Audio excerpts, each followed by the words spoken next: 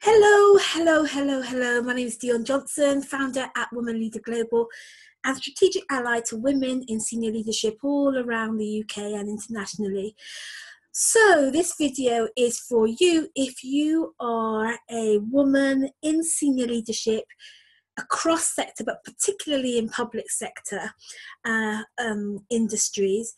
And you know what? People often ask me, why do I work exclusively with women in senior leadership? And it's true. All of my products, my services, my events, all of them offer imminent or new or well-established senior leaders. And here's why. I once heard somebody say that the biggest room on the planet is the room for improvement. And I think that's really accurate, that no matter which industry you work in, whether you work in business and finance, or if you work in education or science and technology, or the media or the arts and leisure, or if you work in the religious sector, or if you work in family welfare or the government, wherever you work in the grand scheme of the marketplace, there's no doubt that there's been incredible advancements, but there's also no doubt that there's really poor outcomes, that poor outcomes are real and rife right now. So violence and poverty and sickness and injustice and inequalities and corruption are just a few real life rife situations that are really normal for us to be seeing, no matter which area or industry or domain we serve in as leaders. And so that's why I say that there's a massive need for improvement. In fact, I think the need for improvement and transformation and real change is urgent. And my experience is that although leadership at all levels, leaders from the top to the bottom of the organization is the way to go, is the ultimate way for change to happen effectively. The truth is that industrial culture still really does look to the C-suite and senior leadership teams to drive organizational and industrial change forward.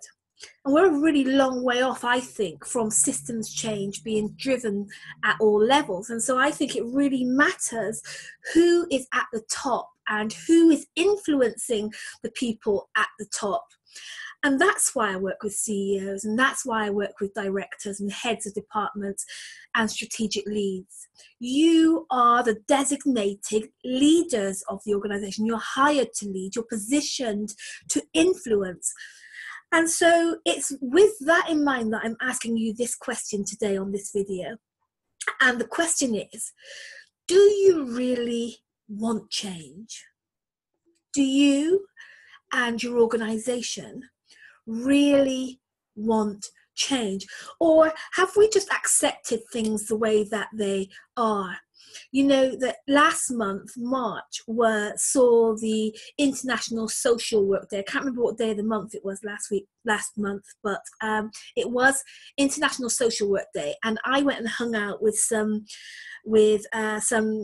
imminent graduates in social work, just because I really care about social work and health and social care. And so I went and hung out with their celebration, their Social Work Day celebration. And the keynote speaker was fantastic. But here's the thing, as I listened to her share what was happening on the coal face of social work in her area, I could feel my heart becoming heavier. I felt more despondent as I listened. Nothing much has changed at all. Well, actually, I lie. Things have changed, but not in terms of outcomes, but in terms of increasing demand for social work services and diminishing budgets to do that work. But other than that, the same people were having the same complaints and the same disease and the same outcomes. give or take a few degrees north, west, south and east, just tiny incremental little bits of change, but nothing much to speak of. And it really, really did get me. It really did. I really felt despondent that even though my health and social care days are long behind me, that I've been out of that game for 15 years now, the truth is that the situation for the people that are needing social work services isn't getting any better. It's like the status quo isn't changing. But here's the thing. Leadership is about changing the status quo, isn't it? Like, I was thinking today about the difference between management and leadership. And managers, their role is to keep things ticking over, keep the status quo happening, keep meeting those designated targets and keeping things moving in the same kind of way. But leadership's different, isn't it? Leadership is about envisioning and influencing new, better status quo, isn't it?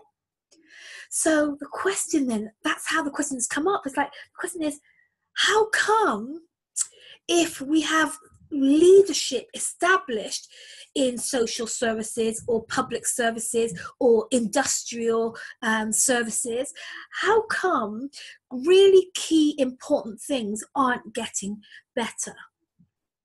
In my experience as a director and a strategic ally to women in senior leadership, I realised that in many organisations and institutions, culture has it that leadership and management stay kind of similar in their role in terms of keeping things very much or quite the same. But I think that what distinguishes leaders from managers is the remit to ask really hard questions, like how are we doing with the hard things? How are we doing with those old problems that don't change year in, year out? Why is this persisting and worsening? And what are our aspirations around these stubborn, hard, challenging problems and issues? I think it's up to us as leaders, senior leaders, and especially women in senior leadership to be asking what needs to change and how do we get there? So listen, this is not a criticism. I'm not criticizing us. I'm talking about us. And here's what I'm thinking. I want to encourage you. You see, I believe that you have what it takes to be the initiator, the influencer of hard change. But first, you have to admit that you see these hard problems. They have to be talked about. They have to be raised. They have to be initiated. First, you have to be intentional about seeing these things, that we can't go on year in, year out, writing the same end of year report with just a few tweaks here and there and a bit of artistic license to butter it up a bit. I think we have to become intolerant of the same old. I think it was Einstein that said that it's insanity to keep doing the same things over and over again and expecting a different result. And I think that in order to get new results, we have to ask hard questions. So I'm encouraging you. I'm making this video to encourage you. I want you to know that I believe that you have what it takes to be the initiator of these hard questions and the influencer of difficult change processes. I see you as powerful and positioned and the perfect initiator for this type of work. And so I just stopped by today to encourage you with that and to ask you to consider, what are those secret problematic challenges in your industry that keep rolling over into the next year and the next year and the next year? What are the biggest barriers and the biggest hindrances to those ongoing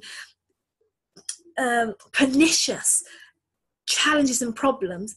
What's stopping them? What are the hindrances that's stopping real change and real transformation in this area? I'm encouraging you to take some time to think about that. And if you don't know, that's great awareness too. Then ask, find out, because as leaders, we're not called to just manage the status quo. We are called to push it, to challenge it, to disrupt it, to make it change, to make it move forward so that we create better outcomes and outputs and results and solutions for the people that ultimately we as public servants are serving, the public. See you later.